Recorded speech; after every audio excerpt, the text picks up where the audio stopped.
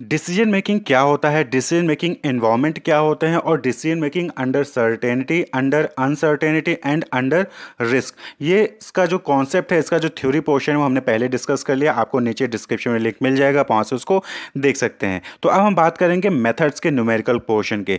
तो decision making under uncertainty, यानी कि अनसर्टेनिटी की जब कंडीशन होती है तो उस टाइम पे कैसे, किन मेथड का यूज करके आप डिसीजन मेकिंग कर सकते हैं। तो यहाँ पे 5 मेथड जो है हम डिस्कस करेंगे। तो सबसे पहले है लैपलास क्राइटेरियन, जिसको हम रेशनैलिटी या फिर इक्वल प्रोबेबिलिटी या फिर बेस क्राइटेरियन भी कहते हैं।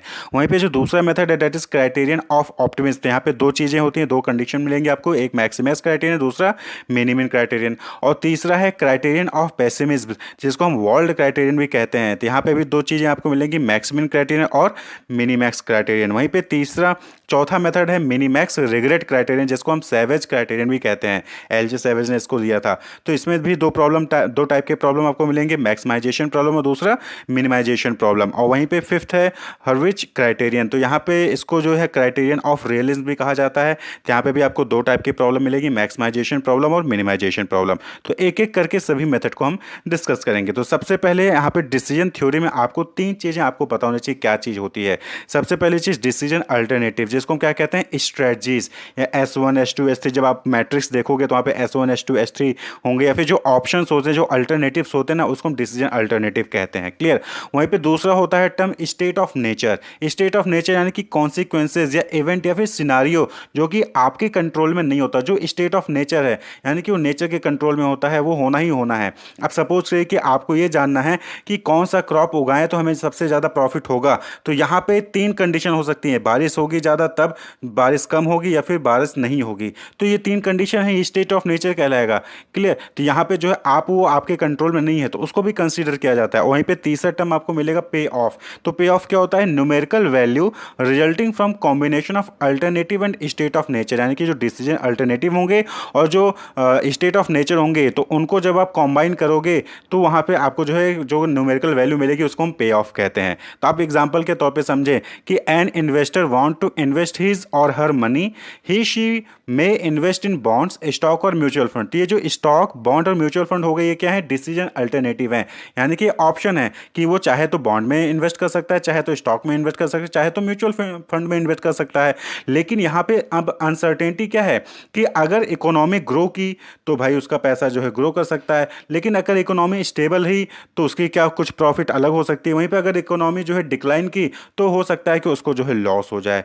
तो ये क्या है, ये स्टेट ऑफ नेचर कहलाता है। भाई ग्रो करना, स्टेबल होना, डिक्लाइन होना, ये आपके हाथ में नहीं है, आप कंट्रोल नहीं कर सकते। तो ये क्या है, स्टेट ऑफ नेचर है। और डिसीजन अल्टरनेटिव क्या था कि बॉन्ड में इन्वेस्ट करें, स्टॉक में इन्वेस्ट करें और म्यूचुअल फंड में इन्वेस्ट करें। तो पे ऑफ मैट्रिक्स कैसे हो जाएगा, समथिंग लाइक दिस। तो यहाँ पे क्या होगा कि लेफ्ट साइड में आप जो है अल्टरनेटिव या स्ट्रेटजीज को लिखोगे, बॉन्ड, स्टॉक, म्यूचुअल फंड। और राइट साइड में जो है, जो हॉरिजॉन्टल लाइन में है, वहाँ पे आपको इकोनॉमी लिखोगे, और इकोनॉमी ग्रो कर रही है तो क्या होगा, पे ऑफ मैट्रिक्स। इकोनॉमी स्टेबल है तो क्या होगा, पे ऑफ। और इकोनॉमी जब डिक्लाइन करेगी तो क्या होगा, पे ऑफ बॉन्ड का, स्टॉक और म्यूचुअल फंड का। तो इस तरीके से जो है मैट्रिक्स, यहाँ पे पे ऑफ मैट्रिक्स इसको डेवलप किया जाता है। क्लियर। तो अब जो है यहाँ पे हम जो लैपलास में क्राइटेरियन या फिर रेशनैलिटी या फिर इक्वल प्रोबेबिलिटी, जिसको हम बेस क्राइटेरियन भी कहते हैं, तो इसको सॉल्व करने के लिए आपको 3 स्टेप ध्यान रखने होंगे। ठीक है। सबसे पहला चीज, तो यहाँ पे क्या है, इक्वल प्रोबेबिलिटी है। तो यानी कि जो स्टेट ऑफ नेचर होता है वहाँ पे इक्वल प्रोबेबिलिटी है तीनों का होने का। भाई अनसर्टेनिटी के केस में क्या होता है कि हमें ये नहीं पता होता है कि प्रोबेबिलिटी किसकी किस चीज़ की है, यानी कि ग्रो करने की कितनी प्रोबेबिलिटी है या फिर डिक्लाइन होने की कितनी प्रोबेबिलिटी आपको नहीं पता है। तो इस केस में हम क्या कहते हैं, तीनों को इक्वल करते हैं, यानी कि ग्रो कर सकते है, डिक्लाइन भी हो सकती है, स्टेबल भी रह सकती है।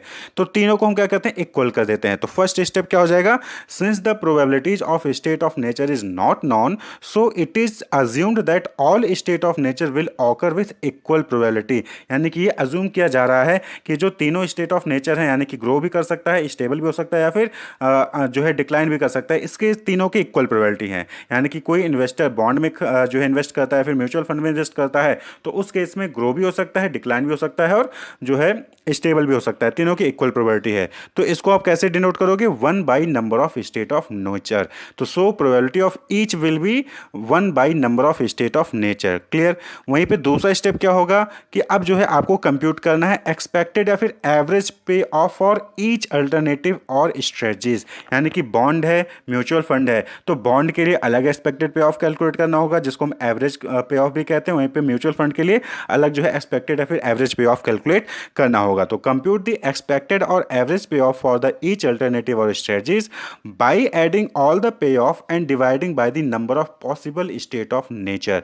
तो आपको कैसे ही करना है, जो भी जैसे बॉन्ड है तो बॉन्ड के सभी जो पे ऑफ है उनको ऐड कर दीजिए, divided by number of state of nature, यानी कि जो पॉसिबल स्टेट ऑफ नेचर है, जैसे कि जो भी पीछे एग्जांपल देखा वहां पे क्या थे 3, तो डिवाइडेड बाय 3 हो जाएगा। क्लियर। तो फॉर्मूला कुछ इस तरीके से होगा 1 बाई एन, एन क्या हो गया number of state of nature, तो 1 बाई एन ब्रैकेट में P1 यानी कि P of 1 plus P of 2 plus P of 3 that is P of plus n, यानी कि अगर एन तक है तो इस तरीके से आपको ऐड करते जाना है। तो आपको जो है एक्सपेक्टेड या फिर एवरेज पे ऑफ निकल जाएगा। वहीं पे तीसरा स्टेप है, तीसरा स्टेप क्या है, सेलेक्ट द बेस्ट एक्सपेक्टेड पे of value maximum for profit and minimum in for cost. तो यहाँ पे क्या है कि अगर प्रॉफिट वाली केस है, प्रॉफिट का आपके पास पे ऑफ मैट्रिक्स है, तो वहाँ पे क्या होगा, जो बेस्ट होगा, जो सबसे ज़्यादा होगा, मैक्सिमम होगा, उसको सेलेक्ट कर लोगे। वहीं पे अगर कॉस्ट की बात हो रही है तो कॉस्ट के केस में क्या होगा भाई, सब लोग चाहते हैं कि प्रॉफिट ज़्यादा से ज़्यादा हो, कॉस्ट कम से कम लगे, तो मिनिमम जो कॉस्ट होगा जिस भी पे ऑफ का, जिस भी स्ट्रेटजी का जो मिनिमम कॉस्ट होगा वही जो है आपका वो डिसीजन हो जाएगा। क्लियर। तो सेलेक्ट द बेस्ट एक्सपेक्टेड पे of value maximum for profit and minimum in case of cost. तो एक एग्जांपल लेते हैं, तो यहाँ पे आप वही एग्जांपल हम उठा रहे हैं जो भी अपने पीछे डिस्कस किया कि an investor want to invest his और her money, he she may invest in bonds, stock और म्यूचुअल फंड। यानी कि उसके पास 3 ऑप्शन है, वो बॉन्ड में भी इन्वेस्ट कर सकता है, वो स्टॉक में भी इन्वेस्ट कर सकता है, वो म्यूचुअल फंड में इन्वेस्ट कर सकता है। लेकिन यहाँ पे अब 3 स्टेट ऑफ नेचर हैं, यानी कि वो किसी में भी इन्वेस्ट करे, इकोनॉमी ग्रो करेगी तो उसके प्रॉफिट बढ़ सकता है, इकोनॉमी स्टेबल होगी तो उसका प्रॉफिट रुक जाएगा, इकोनॉमी जो है अगर डिक्लाइन करेगी तो उसके प्रॉफिट डिक्रीज हो सकता है। क्लियर। तो यहाँ पे जो है आपके सामने पे ऑफ मैट्रिक्स जो है यहाँ पे बन गया है। बॉन्ड में अगर इन्वेस्ट करता है, ग्रो करेगा तो 45 होगा, बॉन्ड में इन्वेस्ट करता है, स्टेबल रही इकोनॉमी तो 40, और वहीं पे बॉन्ड में इन्वेस्ट करता है और डिक्लाइन हुई तो 5 रुपए का प्रॉफिट। स्टॉक में इन्वेस्ट किया तो 70 30 माइनस 13 हो जाएगा, और म्यूचुअल फंड में किया तो 53 45 और माइनस 5 जा सकता है।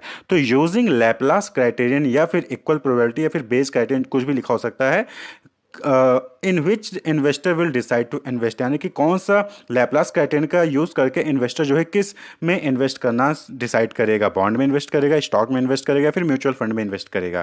क्लियर। तो अब जो है आपको इसको कैलकुलेट करना है। तो कैलकुलेट करने का जो हमने स्टेप बताया, सबसे पहली चीज़ कि आपको इक्वल प्रोबेबिलिटी देना है, यानी कि आपको क्या करना है 1 बाई एन, 1 बाई एन मतलब कि यहाँ पे क्या है 3 स्टेट ऑफ नेचर है, ग्रोइंग, स्टेबल और डिक्लाइनिंग, ये 3 स्टेट ऑफ नेचर है, तो 1/3 हो जाएगा। क्लियर। वहीं पे अब बॉन्ड का जो पे ऑफ है सभी को ऐड कर दिया, यानी कि 45 प्लस 40 प्लस 5 इस तरीके से ऐड करके आप जो एवरेज निकाल लेंगे।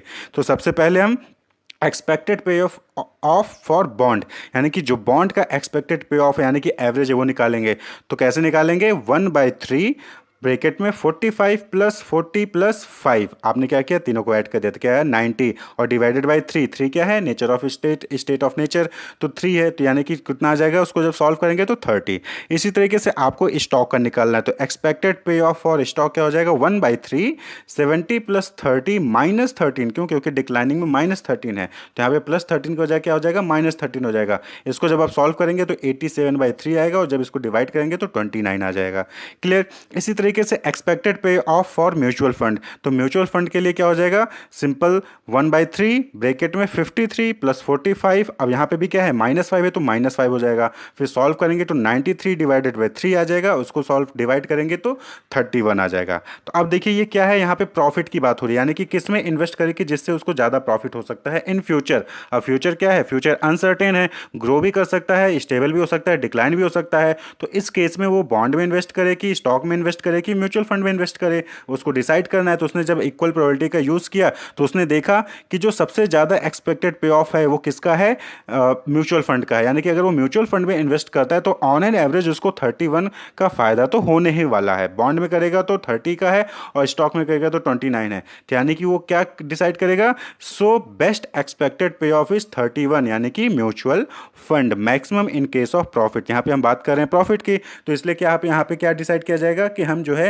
अगर हमें ज़्यादा प्रॉफिट कमाना है इन फ्यूचर तो हम जो है, और फ्यूचर अनसर्टेन है तो उस केस में हम क्या करेंगे कि हम म्यूचुअल फंड में इन्वेस्ट करेंगे। क्यों? क्योंकि जो इसका एक्सपेक्टेड या फिर एवरेज आ रहा है वो 31 है, वो सबसे ज़्यादा है, बॉन्ड स्टॉक से ज़्यादा है। तो इस तरीके से जो है अनसर्टेनिटी के केस में जो है डिसीजन मेकिंग किया जाता है। तो ये एग्जाम्पल था कि पे ऑफ को लेकर, यानी कि अगर कोई इन्वेस्टर जो है वो बॉन्ड और स्टॉक या फिर म्यूचुअल फंड में से डिसाइड करना चाहता है कि किस में इन्वेस्ट करे कि इन फ्यूचर जो है उसको अच्छा प्रॉफिट हो सकता है, तो फिर इस मेथड से जो है वो फाइंड आउट कर सकता है। और यहाँ पे जो है अगर ये एक सिचुएशन मिलती है तो इस केस में जो है म्यूचुअल फंड में इन्वेस्ट करने से इन फ्यूचर जो है उसको ऑन एन एवरेज एक अच्छा रिटर्न और सबसे ज़्यादा रिटर्न मिलेगा। लेकिन अब बात आती है कॉस्ट की। तो अगर कॉस्ट के केस में जो है आपको डिसाइड करना है कि कौन से स्ट्रेटजी को चूज करें जिससे कि कॉस्ट क्या हो, कम से कम हो। देखिए कॉस्ट को क्या होता है कि कॉस्ट को मिनिमाइज किया जाता है, कि कम से कम कॉस्ट को चूज किया जाता है, वहीं पे प्रॉफिट को मैक्सिमाइज किया जाता है, यानी कि ऐसा स्ट्रेटजी जिसमें सबसे ज़्यादा प्रॉफिट मिल रहा हो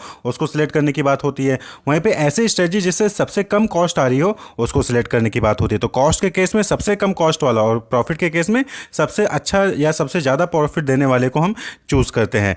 तो कॉस्ट का एग्जांपल आप यहाँ पे देखिए, सपोज आपके सामने कॉस्ट मैट्रिक्स दिया गया है। यहाँ पे क्या है कि यहाँ पे जो फार्मर है वो ये डिसाइड करना चाहता है कि इन फ्यूचर जो है अगर रेन होती है तो हम कौन सा क्रॉप जो है उगाएं। अगर हम क्रॉप 1 उगाते हैं और बारिश ज़्यादा होती है तो 5 रुपये कॉस्ट आएगी। अगर क्रॉप 1 उगाते हैं और बारिश नॉर्मल होती है तो 40 रुपये कॉस्ट आएगी। वहीं पे अगर क्रॉप 1 उगाते हैं और बारिश लो होती है यानी कि कम होती है तो कॉस्ट उसकी 45 रुपये आएगी। इसी तरीके से क्रॉप 2 के केस में क्या है कि बारिश ज़्यादा होती है तो 13 रुपये कॉस्ट आएगी, नॉर्मल है तो 30 रुपये कॉस्ट आएगी, लो है तो 70 रुपये कॉस्ट आएगी।